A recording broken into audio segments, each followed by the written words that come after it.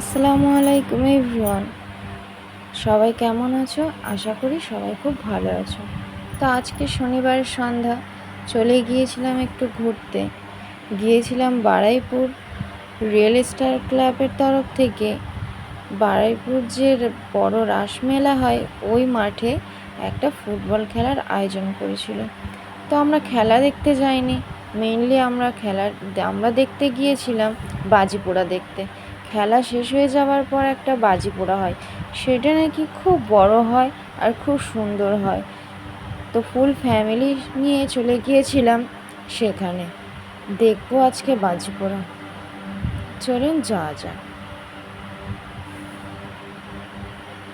অনেকটাই দূর, তাই যেতে যেতে অনেকই সময় লাগছিল।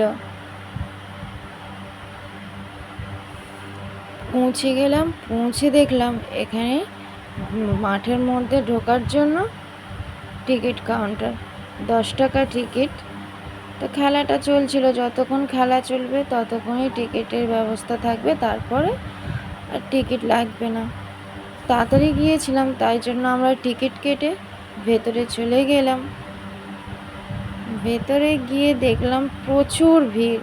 খেলা একদমই শেষের পথে, কোথাও দাঁড়িয়ে যে দেখবো সেই জায়গাটাই পাইনি, তাই চুপচাপ দাঁড়িয়ে না থেকে ঘুরে ঘুরে চারপাশটা দেখছিলাম।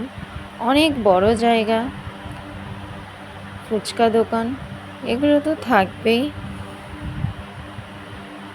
কয়েকটি নার্সারিও ছিল ছোট ছোট, এগুলো সবসময় থাকে এখানে।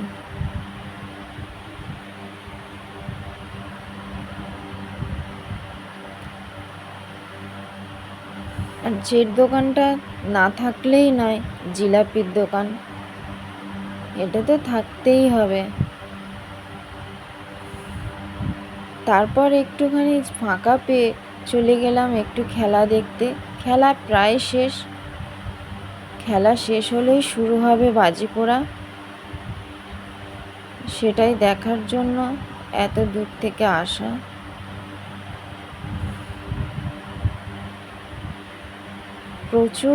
প্রচুর লোক হয়েছে। খেলাটা 1 সপ্তাহ ধরে হচ্ছিল, আজকে শেষ। এই খেলার ফার্স্ট প্রাইজ ছিল 5 লক্ষ টাকা এবং সেকেন্ড প্রাইজ ছিল 3 লক্ষ টাকা।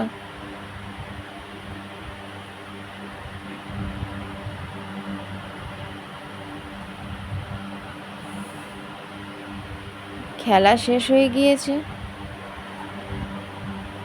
এবারে শুরু হবে বাজিপোড়া। এই যে শুরু হয়ে গেল। সামনে থেকে দেখতে যতটা ভালো লাগে, ফোনে কিন্তু অতটা ভালো লাগে না। অসংখ্য বাজি ফেটেছে, অসংখ্য, প্রচুর ভিড় ছিল।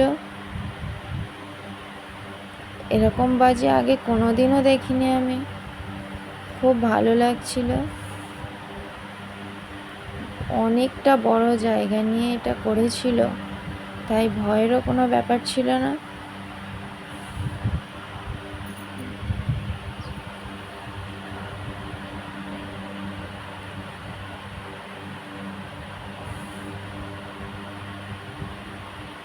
একটুও থামেনি, পর পর বাজি ফেটে গিয়েছে।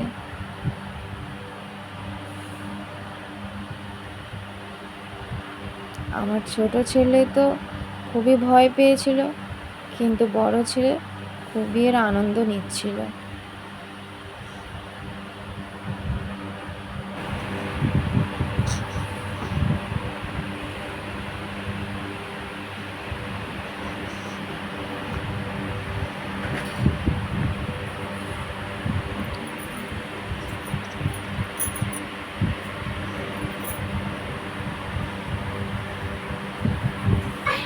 খুব সুন্দর হয়েছে।